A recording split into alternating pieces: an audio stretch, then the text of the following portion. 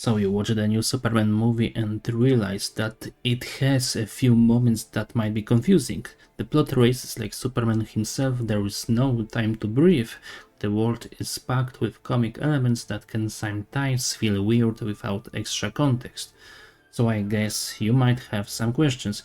That's why I'm making this video to explain the top 5 WTF moments, which are: why Rick Flack's senior hair isn't grey anymore, why Superman got his ass kicked, why Superman killed his clone, why Superman's biological parents seem sinister, and who are these characters in the painting. Let's start with Rick Flag Sr.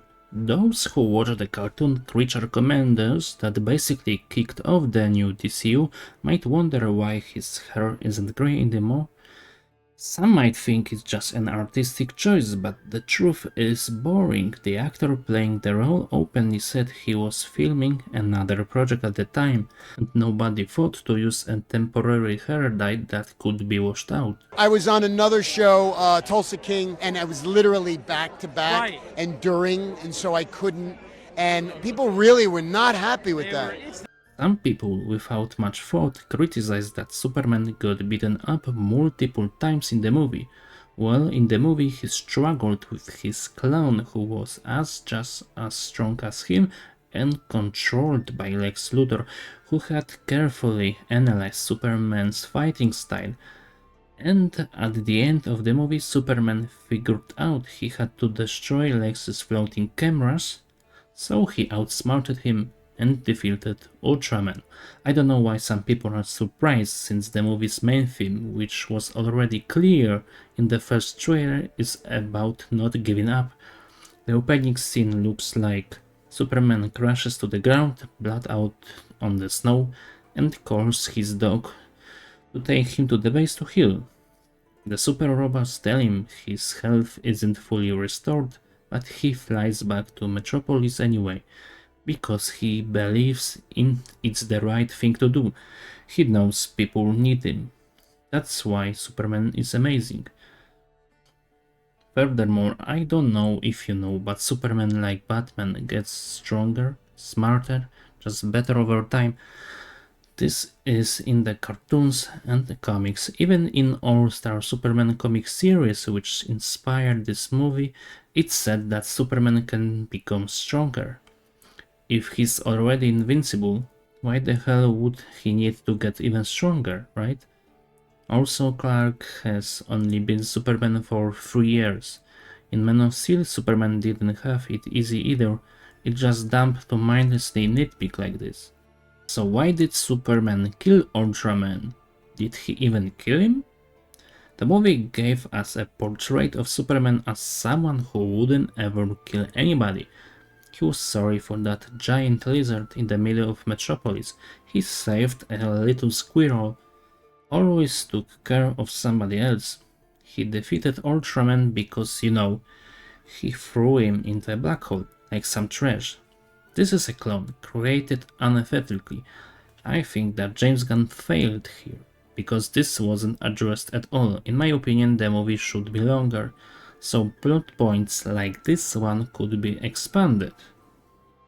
So I think Superman didn't like this, he didn't see him as a human being, and therefore he killed him, because Ultraman had tried to kill him. And if he comes back in the future as Bizarro, that storyline will definitely be explored, where Superman might face Bizarro and maybe even realize he was wrong to toss him into a black hole. If you don't know, Bizarro is a distorted figure of Superman who isn't smart. He says in a different way, kinda backwards.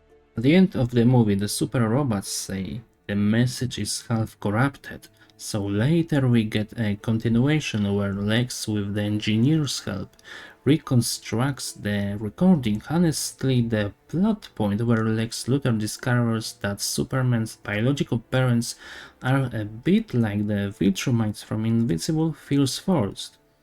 I think everyone in the cinemas thought that Lex is lying. It's fabricated, manipulated to make people hate Superman.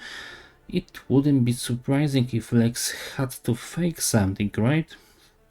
However, however, Mr. Terrific says it's legit, and later James Gunn confirms that this message is legit.